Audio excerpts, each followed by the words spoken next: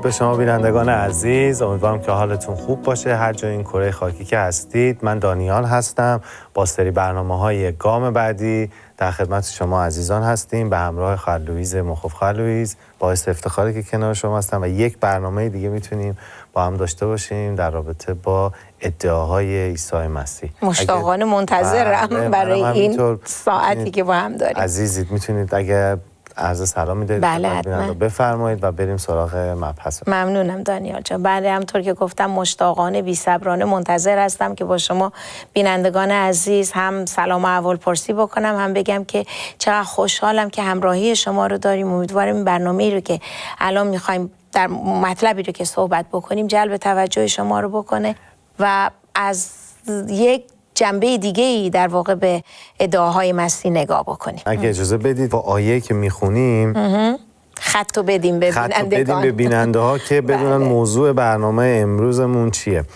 در یوحنا فصل 14 آیه 6 عیسی مسیح میگه که من راه و راستی و حیات هستم، هیچ کس جز به واسطه من نزد پدر نمی آید. میگه هیچ کس، یعنی دقیقا. هیچ کس، هیچ جا، هیچ دینی، هیچ ادیان و آیینی نیستش که به این صراحت بگه که به جز من نزد پدر نخواهد آمد. دقیقاً انگشت گذاشتید درست رو نقطه کلیدی این آیه که این ادعایی که در مورد خودش میکنه. حالا چرا عیسی این ادعا رو در مورد خودش کرد؟ آیا منظورش اشاره به راه صلیب؟ آیا اشاره به مسئله جلجتا داره جایی که مصلوب شده؟ من فکر نمی کنم منظور این باشه، برای اینکه راه یه زمانی معنا و مفهوم پیدا میکنه که انسان تجربه گم شدن رو داشته باشه. اگر گم نشیم ما معنی و قدر راه رو نمیدونیم و من فکر نمی کنم که منظور راه صلیب باشه، راه جلجتا باشه. این در واقع داره میگه هیچ کس نزد پدر جز به وسیله من نمیاد. این راه منظور این که ما به دل پدر ختم میشیم. این راه به دل پدر ختم میشه، با نجات ما شروع میشه، به دل پدر ختم میشه. این خیلی خیلی نکته کلیدیه. بله مهمیه. ما یه کلمه راه داریم، یه کلمه بیراهه داریم، یعنی یه نقطه مقابلش داریم که میگم راه رو آدم زمانی میفهمه که گم بشه و بیراهه در واقع در مورد گم شدن معنا و مفهوم خودش رو آشکار میکنه. حتی اگه راه هم باشه بعضی موقع واسه خود منم پیش اومده. آره. راهی رو نمیدونی، میخوای به یه مقصدی برسی ولی میری تو بیراهه، تو راههای دیگه. آره. حتما بیابون نیستش، ولی چون به مقصد نمیرسی یا خیلی طول میکشه اصلا آدم خودش هم کلافه میشه. همین طول کشیدنش مثلا. البته وقتی موضوع راه رو صحبت میکنیم یک مفهوم آشنایی برای نسل الان، برای دوره حالا یه مفهوم آشنایی، برای اینکه دستگاه‌های هوشمند اومد شاید کمتر ما این تجربه گم شدن رو داشته. البته گم میشیم، ولی این نه که خودش رو ریست میکنه. این چیزه دوباره اگه یه جای غلط رفتیم برمیگرده یه راه جدید. یه جورایی هم ما رو لوس و نونورمون کرده، تنبلمون کرده، راهو یاد نمیگیریم. در حال با این دستگاه‌های مدرن تجربه گم شدنی که اون اضطراب و نگرانی که اگر اون زمانی که این دستگاه نبود به شخص راننده یا شخص عابر به اصطلاح بهش اون احساس دست میداد، الان اون احساس نیست، برای اینکه خیالش راحته که این به هر حال این ستلایت راهو پیدا میکنه. راه برای رهرو ساخته میشه. راه فقط و فقط برای رهروه. حالا این راهرو میخواد با ماشین باشه، اسب باشه، با دوچرخه باشه یا پیاده باشه، در هر حال راه برای راه رفتنه، برای عبور. این مسئله یه نقطه شروع داره و یک مقصد داره، همینجوری پیش نمیاد. شروع داره، مقصد داره، از یه نقطه به نقطه دیگه میرسونه برای کسی که میخواد توی این راه قرار بگیره.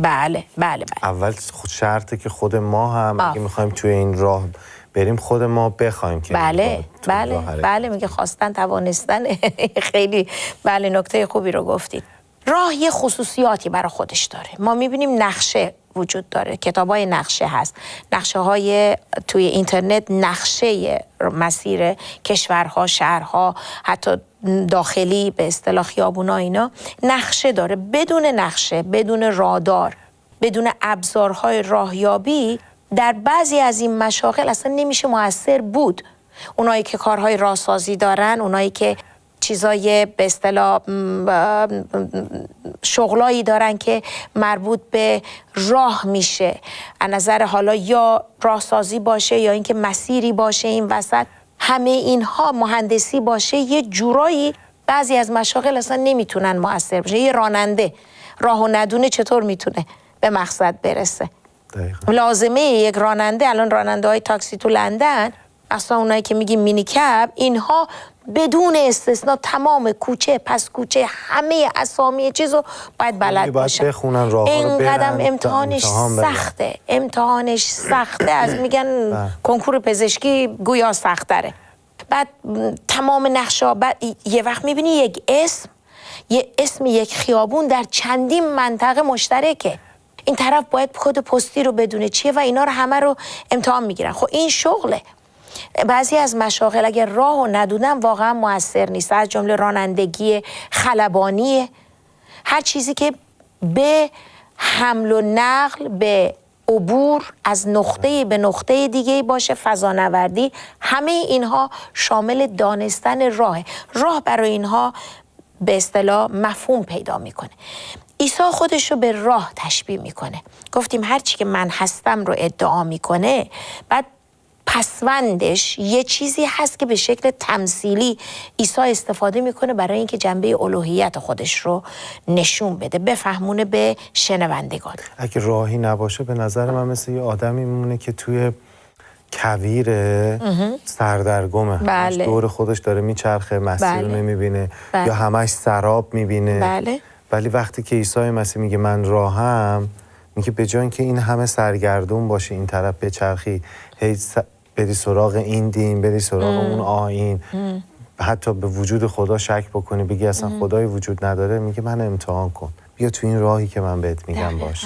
دقیقاً اینو میگید یاد چیزا افتادم. یه جهتیاب داشتن، قطب‌نما داشتن، بر اساس چیز ستاره شمالی در واقع میرفتن جلو. الان نه، خدا رو شکر جهتیابی با تلفن‌های هوشمند خیلی راحت شده، ولی همینطور هست. مفهوم راه واقعا این تشبیهی که کرده خیلی عمیق‌تر از اونیه که ما فکر کنیم ولی یه جاده‌ایه و نمیدونم افتادیم بالا میشیم خاکمون میتکنیم و از این حرفا. نه، خیلی قوی‌تر از این مفهوم هستش. این مکالمه عیسی با شاگردان درست در شب قبل از دستگیریش در حال صرف شام فسح صورت گرفته. آخرین شب هستش، به اصطلاح صحنه شام آخر که می‌بینیم. نقاشی ها هم در این مورد شده. لئوناردو داوینچی اگه اشتباه نکنم تابلو شام آخر رو به تصویر کشیده و چقدر زیبا هم به تصویر کشیده. ما می‌بینیم بعد از این که عیسی پاهای شاگردان رو شست، پیشگویی خیانت یهودای اسخریوطی و همینطور انکار پتروس رو و همینطور رفتن خودش رو به شاگردان کرد. پیشگویی کرد این سه مورد رو: خیانت یهودا، انکار پتروس و رفتن خودش رو.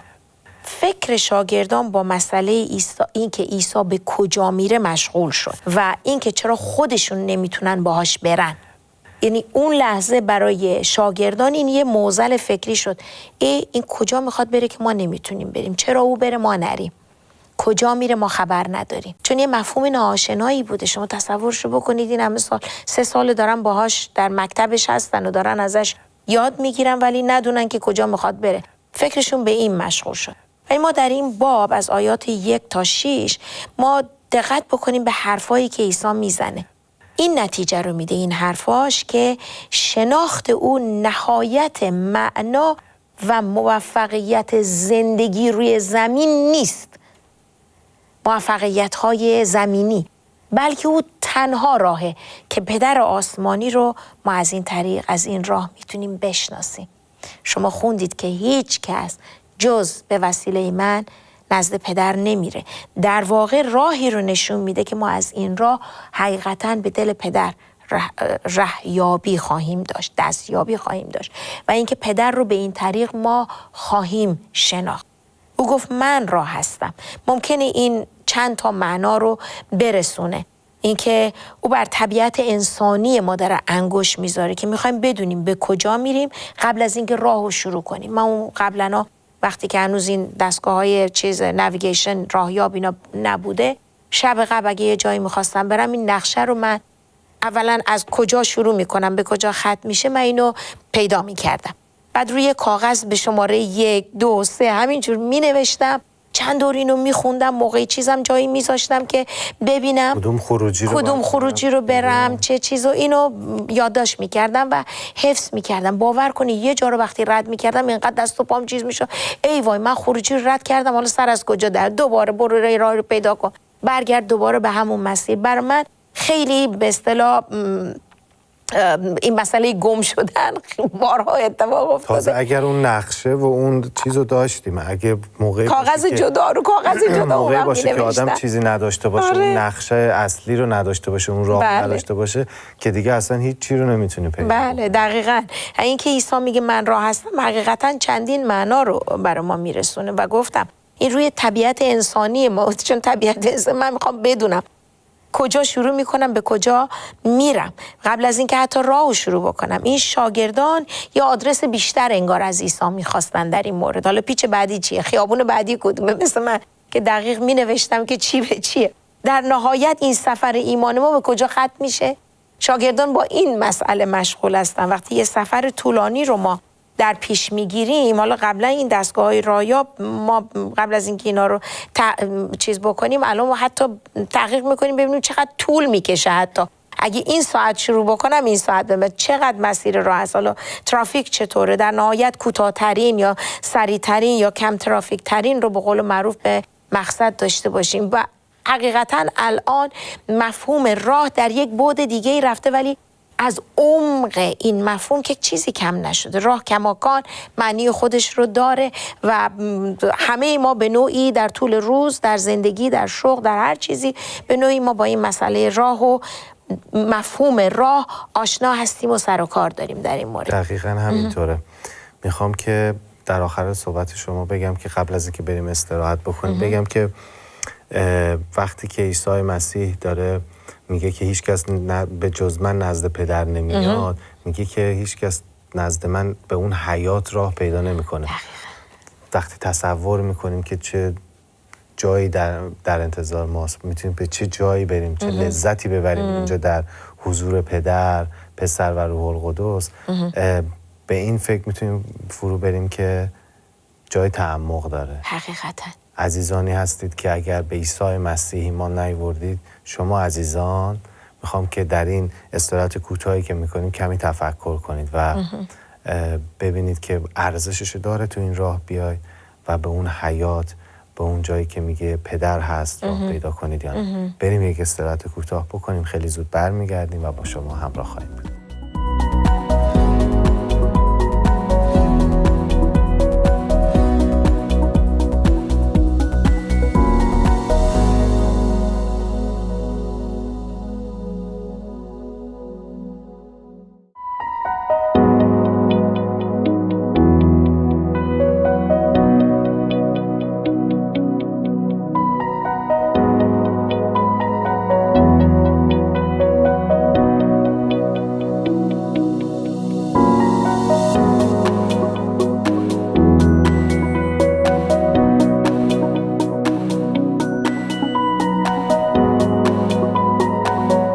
خوش آمدین عزیزان به برنامه گام بعدی. قبل از اینکه بریم استراحت کوتاه بکنیم، شما رو به یک چالش دعوت کردم که آیا آماده اید که توی این راه قرار بگیرید و عیسی مسیح رو پیروی کنید؟ عیسی مسیح که گفت من راه و راستی هستم. به ادامه بحث و گفتگوی ما توجه بکنید. امیدوارم که در آخر برنامه شما عزیزانی که قلبتون هنوز به عیسی مسیح نسپردید، قلبتون رو به او بسپرید و شما عزیزانی که قلبتون رو به او سپردید، اگر احساس میکنید که در اون جای، در اون جایگاه یا در اون راه نیستید، در راه اصلی کمی خارج شدید، به مسیر برگردید و با فوکوس و نگاه به عیسی مسیح جایگاه خودتون رو، راه خودتون رو پیدا بکنید. لوئیس جان، بله، بی‌صبرانه منتظر بقیه نکات شما هست. خواهش می‌کنم. ممنونم. بله، داشتیم میگفتیم که ما به عنوان انسان دوست داریم بدونیم کجا شروع کنیم، چقدر طول میکشه، کجا تموم بکنیم. اصلا قبل از اینکه راهی رو شروع بکنیم اول حساب میکنیم از این دستگاه‌های راهیاب که چقدر طول میکشه، ترافیک چطوره، کوتاه‌ترینش کدومه، سریع ترینش کدومه، خلاصه با کم ترافیک ترین راه ما زود به مقصد برسیم. اصلا نسل حالا دنیای امروز یک عجله‌ای در وجود هر انسانی است که همش سریع میخواد به نتیجه برسه. در حال ولی عیسی به روشنی اینجا میگه که همه راه‌ها همیشه در این سفر زندگی باز و روشن نیست، اینطور واضح نیست بگیم چقدر طول میکشه چطور و فلان، چون یه تصویر واضحی داریم وقتی میدونیم که ترافیک چطوره، این چطور، جزئیات رو میدونیم. ولی عیسی به روشنی داره میگه که همه راه‌ها همیشه باز و روشن نیستن، ولی اگه بهش ایمان بیاریم او برای ما راهه و ما رو به پدر وصل میکنه. وقتی درش میمونیم ممکنه ندونیم دقیقاً مسیر چیه، ولی میتونیم در آرامی ایمان به او که برای ما راه هست اعتماد بکنیم که او ما رو دقیقاً به راهی که باید بریم هدایت خواهد کرد. خودش میگه من راه هستم. هر بار که عیسی میگه من هستم این جمله رو به کار میبره، به محض اینکه این جمله رو میگه بدون استثنا ما میبینیم مخالفت فریسیان و علمای مذهبی شدید میشه و با این مخالفت روبرو میشه. برای یه شنونده یهودی این جمله یعنی اینکه خودش رو با خدا برابر کردن، برابری با خدا. ما در خروج 3:14 ما میبینیم که نه تنها اینکه به اصطلاح یک بار نه چیز، ما این معرفی جوری که خدا خودش رو معرفی میکنه میگه من هستم، نه یه بار نه چند بار تکرار شده این مسئله. باز ما در یوحنا باب 8:58 ما میبینیم پیش از این که میگه ابراهیم بود من هستم، این کلمه من هستم خیلی تکرار شده. همونطور در خروج باب 3 خودش رو وقتی خدا معرفی میکنه، بعد از اون سر ما میبینیم که عیسی برمیگرده میگه که قبل از این که ابراهیم باشه من هستم، نمیگه من بودم، درست میگه من هستم. دقیقاً جمله رو داره استفاده میکنه، گفتم احیه، داره دقیقاً میزنه به خال، میزنه به هدف و حسابی هم میخواد این فریسیان رو به قول معروف این فلسای روحانی اینا بیفته، دید اینها رو نسبت به حقیقت کلام باز بکنه. و میبینیم که حتی در بین فریسیان خدا رو شکر داشتیم افرادی که ایمان آوردن، از جمله نیقودیموس در این مورد. در حال میگه من هستم. وقتی که میگه من هستم قبل پیش از ابراهیم، یهو میبینیم جنجال بزرگی به پا میشه و میخوان سنگسارش کنن. این همون جمله عبری یهوه است که میگه به معنی بودنه. کلمه خدا در فارسی اگر ما بخوایم اینو بخش 1 بخش 2 بکنیم، ما بچه بودیم به ما یاد میدادن میگفتن خدا، این 2 بخشه، نمیگیم خدا، خدا، اینطوری به ما یاد میدادن. این کلمه خدا یعنی خدا، کسی که خودش به وجود اومده، هست، نه که به وجود اومده. خدا یعنی هست و این من هستم دقیقاً برمیگرده به همین جمله، کسی که همیشه هست و این اسم قدرت و اقتدار داره و عیسی اینو خیلی زیاد به خودش نسبت میده. گفتیم 7 تاش در همین انجیل یوحنا هست. او خودش رو تنها راه میدونه. اینجاست من فکر میکنم که خیلی دیگه جوش آوردن اینجا علمای مذهبی. راه مشخص کننده مسیر و جهت هستش. تو این گفتگو شاگردان از اینکه باید برن، اینا نگران و باید عیسی بره، نه که برن، از اینکه عیسی باید بره نگرانن، گیجن. در واقع در این گفتم شب قبل از دستگیریشه و شام فسح رو دارن میخورن. یک گفتگوهایی است که تا حالا عیسی در این مورد صحبت نکرده. حرف از یهودای اصغر، یعنی کسی که بیاد خیانت بکنه اینا نیست، انکار پتروس نیست، خیلی جزئیات رو اینجا داره میره. از همون ابتدا، چه زمان انتخاب شاگردان و چه در مورد دیگران و الان حتی این رو به ما میگه منو پیروی کن، به دنبال من بیا. هیچ راه دیگه‌ای به آسمان و هیچ راه دیگه‌ای به پدر نیست جز از طریق من، از طریق عیسی. اینو داره تکرار میکنه. ما میبینیم وقتی شاگردان رو داره انتخاب میکنه برمیگرده منو متابعت کن، دنبال من بیا. و همین چیز رو بارها شده در شهادت افراد. ما میبینیم تو خواب میبینن، تو بیداری هستش، خدا برشون آشکار میکنه، میگه دنبال من بیا، منو پیروی بکن. ما پتروس این مورد رو بعدها به حاکمین اورشلیم اینو یادآوری میکنه وقتی که تموم میشه قضیه و الان خودش به عنوان سر رسول، اگه اشتباه نکنم بخوام یه چیز بدم، چون پتروس هم مسن‌تر بوده از بقیه و بعد میبینیم اولین نفری که بلند میشه در روز پنتیکاست و شروع میکنه اون موعظه قرار رو که بشارت میده 5000 نفر و بله پتروس اینو قاطعانه مصمم این ادعا رو برمیگرده، میگه فقط در عیسی، در هیچ کس جز او نجات موقع نیست. خیلی ها خوششون نیامد که نه. حتی خود عیسی گفت، حتی پتروس، همه گفتن که هیچ کس جز او نزد پدر به نزد پدر نمیره. دقیقاً. الان هم شاید من میگم یا شما میگید بعضیا که ایمان ندارن به عیسی مسیح شاید خوششون نیاد، نه. ولی باید بگیم به شما عزیزان که تنها کسی که از طریق او به نزد پدر میرسیم به اون حیات جاودان عیسی مسیحه. بله کاملا درسته. پتروس اتفاقا این جملهشو خیلی هم قشنگ تموم میکنه وقتی میگه که در هیچ کس غیر از اون نجات نیست، زیرا که اسمی دیگر زیر آسمان به مردم عطا نشد که ما بدان ما باید نجات یابیم. داره میگه که به چالش میکشه، میگه من که نمیشناسم هیچ کس رو، مطمئنم شما هم نمیشناسید که کسی باشه که در زیر آسمان اسمی این چنین به ما داده بشه که بیاد بگه که من راه هستم، من قیامت هستم. یهودی بودن، کلی از قبل میدونستن. بله. کلی نبی بوده، میدونستن چه کسایی اومده، از داستان پیدایش رو میدونستن تا قبل از عیسی مسیح. مخصوصا تا 12 سالگی اصلا جز تورات، وقتی که بچه اون بار میتسوا میگن که بخواد به بلوغ، در واقع در سن 12 سالگی پسر یهودی به اصطلاح به بلوغ میرسه، اینها دیگه همه تورات رو میدونن، اغلبشون باید بلد باشن این مسئله رو و اینها هم آشنا هستن به این مسئله. بعد اونا میان همین تایید رو میذارن، میگن که کسی غیر از این مسیح نیستش. بله اصلا راه و مسیر نجات فقط در این ادعا که میگه من راه هستم خودش رو نشون میده. تنها راه به آسمان، تنها مقیاس عدالت، تنها معیار عدالت عیسی هستش. این راه برای من و شما حقیقتا به چه معنا است؟ شما بینندگان عزیز رو با یک چالشی به اصطلاح به چالش کشیدید، دعوت کردید. حقیقتا این راه برای ما به چه معنا هست؟